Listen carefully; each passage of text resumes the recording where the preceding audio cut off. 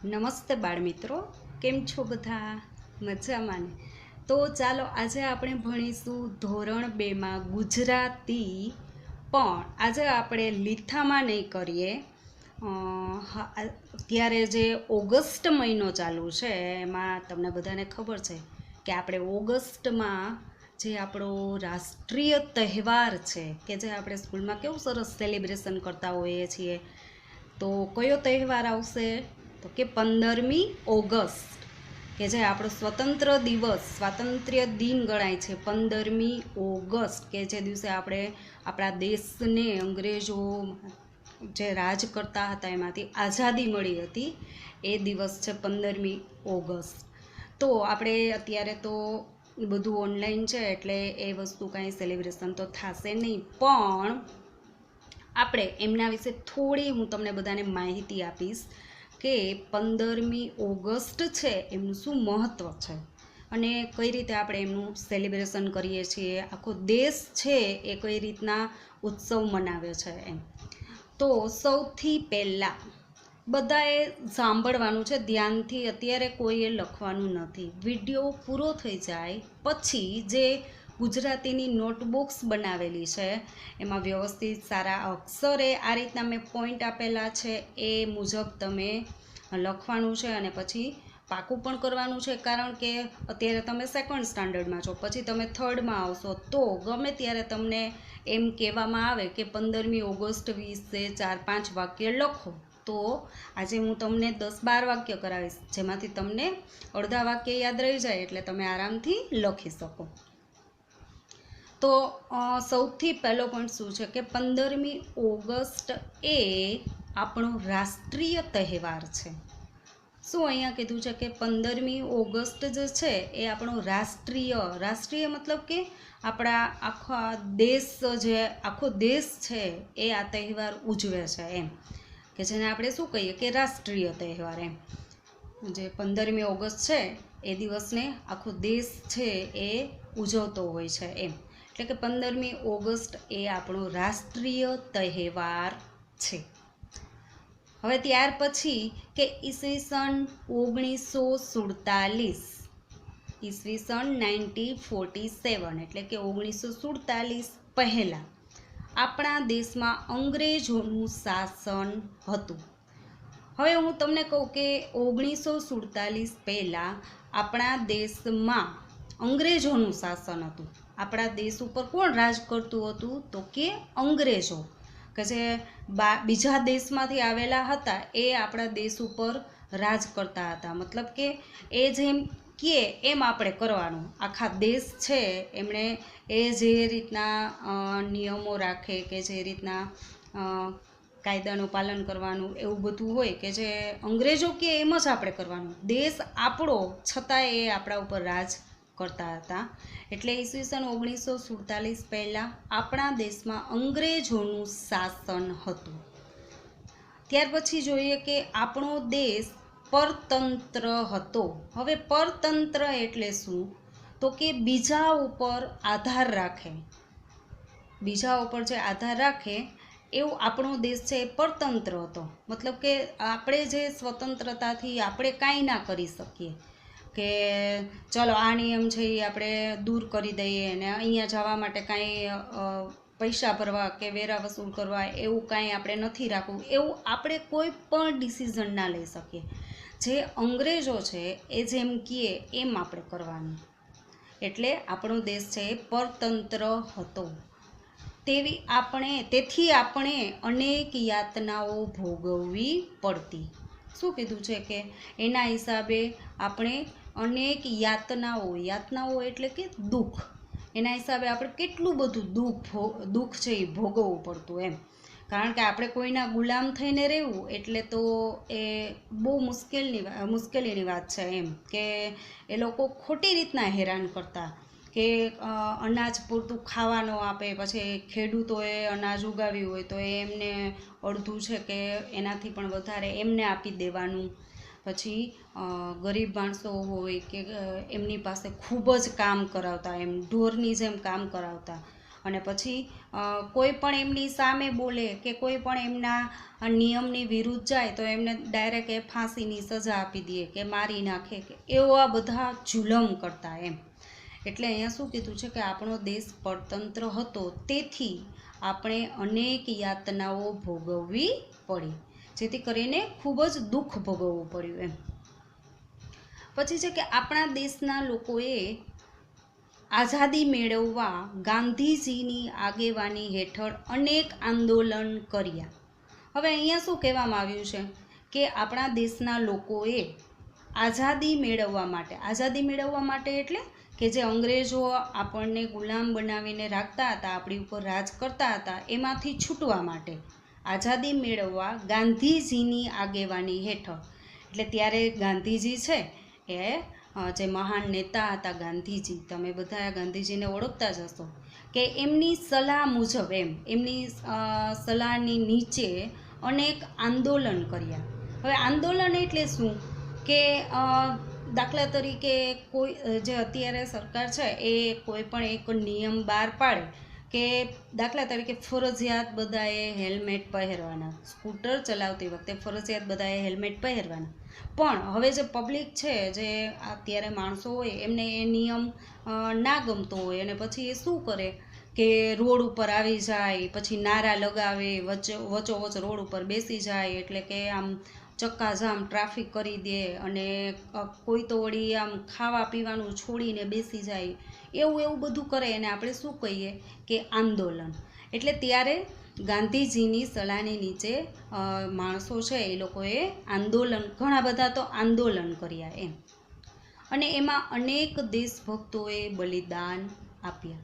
પછી શું થયું કે આંદોલન કરે ત્યારે તો પછી અંગ્રેજો છે એ શું કરે કે ગોળીબાર કરે કે મારી નાખે, કે એમાં ઘણા બધા આપણા જે દેશભક્તો છે જે આંદોલનમાં જોડાયા હોય એમણે બલિદાન આપ્યા, મતલબ કે જે શહીદ થઈ ગયા એમ.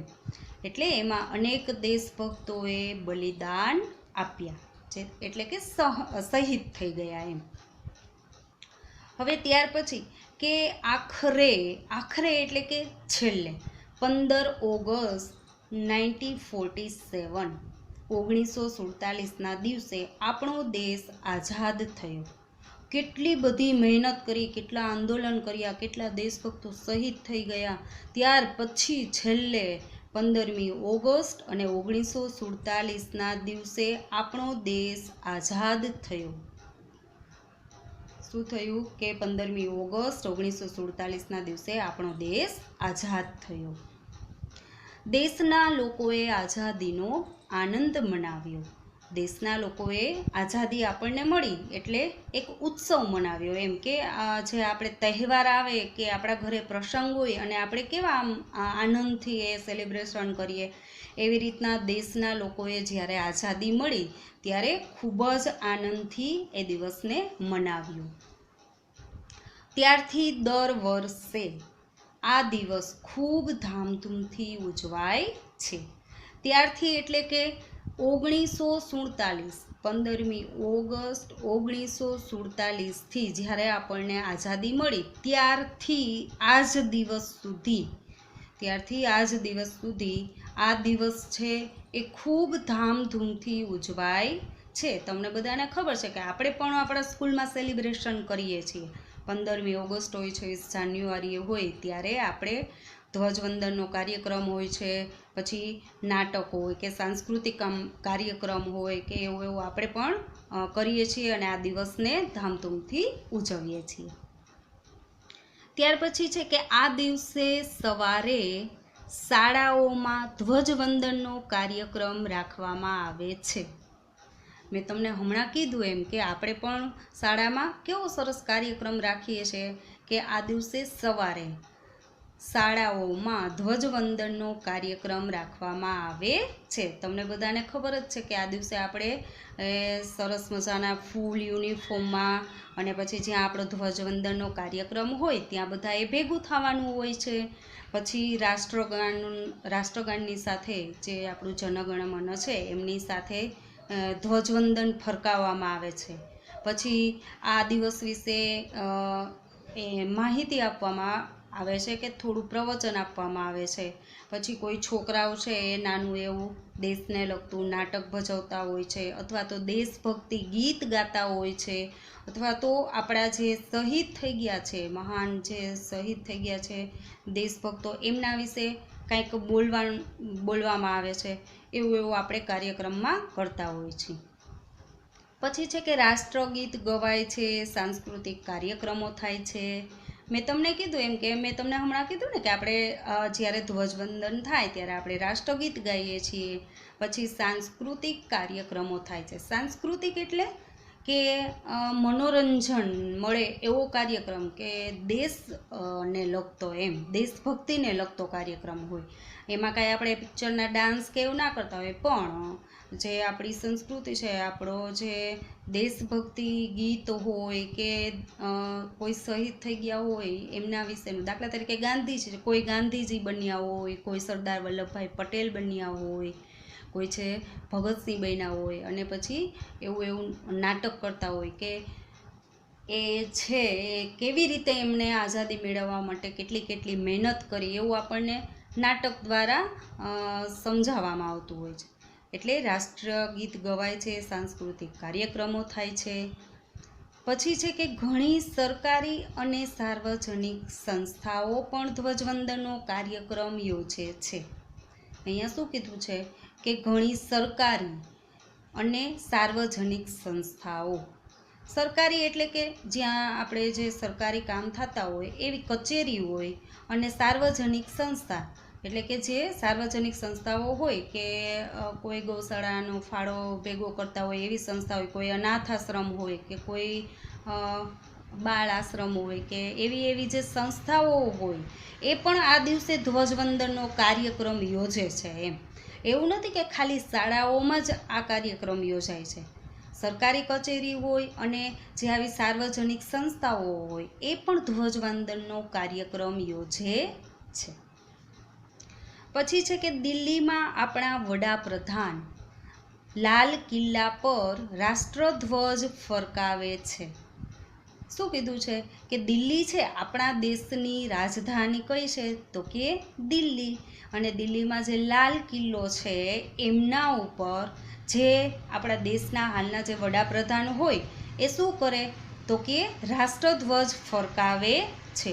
હવે તમે 15મી ઓગસ્ટના દિવસે સવારે જ્યારે તમે ટીવી ચાલુ કરો ત્યારે જે દિલ્હીમાં જે આ રાષ્ટ્રધ્વજ ફરકાવવાનો જે કાર્યક્રમ હોય છે એ લાઈવ બતાવતા હોય છે. ટીવી ઉપર સરસ મજાનો કાર્યક્રમ જે લાઈવ બતાવવામાં આવે છે, કે જેમાં કેવી સરસ પરેડ રાખવામાં આવેલી હોય છે. પછી અલગ અલગ રાજ્યની અલગ અલગ જે સંસ્કૃતિ હોય એ જેમનો પહેરવેશ હોય, દાખલા તરીકે રાજસ્થાન, તો રાજસ્થાનના પહેરવેશમાં એમનું જે નૃત્ય હોય એવું કરતાં એ અલગ અલગ રાજ્યના પોતપોતાની જે સંસ્કૃતિ હોય લઈને ત્યાં આવે છે અને આપણને જોવા મળે છે. એટલે દિલ્હીમાં ખૂબ જ સરસ કાર્યક્રમ થાય છે. તમે બધા 15મી ઓગસ્ટના દિવસે સવારના તમે ટીવી ચાલુ કરશો એટલે એ તમને જોવા મળશે. પછી છે કે કેટલાક શહેરો અને ગામોમાં પ્રભાત ફેરી કાઢવામાં આવે છે. શું કીધું છે અહીંયા, કે જે આપણે ગામડા હોય ત્યાં અને અમુક શહેરોમાં, કે ઘણા નાના એવા શહેરો હોય ત્યાં પ્રભાત ફેરી એટલે શું, તો પ્રભાત ફેરી એટલે કે વહેલી સવારે આપણા જે દેશને લગતા નારાઓ બોલે, જે બધા પ્રભાત ફેરીમાં જોડાય, જે માણસો પ્રભાત ફેરીમાં જોડાય તે આપણા દેશને લગતા નારાઓ બોલતા શેરીએ ગલીએ નીકળે છે, જેથી કરીને બધાને ખ્યાલ આવી જાય કે આજે તો 15મી ઓગસ્ટ છે એમ. એટલે દાખલા તરીકે કેવા નારા, તો કે ઇન્કલાબ જિંદાબાદ, એવી રીતના આપણે બધા જે નારા હોય દેશભક્તને લગતા એ નારાઓ બોલતા શેરીએ અને ગલીએ બધા માણસો ફરે છે, જેથી કરીને બધાને ખ્યાલ આવે કે આજે 15મી ઓગસ્ટ છે. એટલે કેટલાક શહેરો અને ગામોમાં પ્રભાત ફેરી કાઢવામાં આવે છે. પછી છે કે આ દિવસે આઝાદીના લડવૈયાઓને યાદ કરી તેમને અંજલિ આપવામાં આવે છે. શું કીધું છે કે આ દિવસે આઝાદીના લડવૈયાઓને, મેં તમને કીધું એમ કે આઝાદીમાં જે લડવૈયાઓ છે, જે દેશભક્તો છે કે જે શહીદ થઈ ગયા, દાખલા તરીકે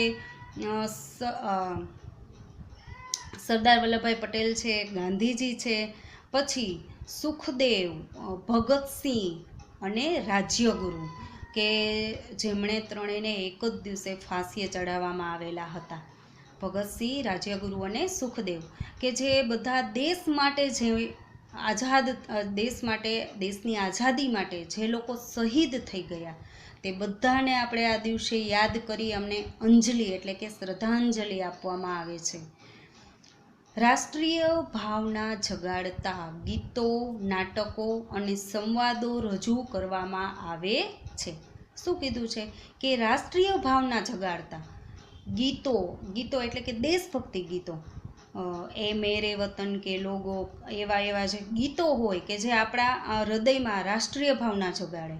પછી નાટકો, મેં તમને કીધું એમ કે કોઈ છે એ સરદાર પટેલ બનતા હોય, કોઈ ગાંધીજી બનતા હોય, કોઈ ભગતસિંહ બનતા હોય, અને પછી એ જન્મે ત્યારથી એ જે જ્યાં સુધી એ લડાઈ કરે છે અને જ્યાં સુધી એ શહીદ થઈ જાય છે ત્યાં સુધીનું એમના વિશેનું જે એમના જીવનમાં એમને શું શું કર્યું એવું આપણને નાટક દ્વારા બતાવવામાં આવે છે, અને સંવાદો રજૂ કરવામાં આવે છે, એટલે કે એમના વિશે સારું એવું પ્રવચન આપવામાં આવે છે.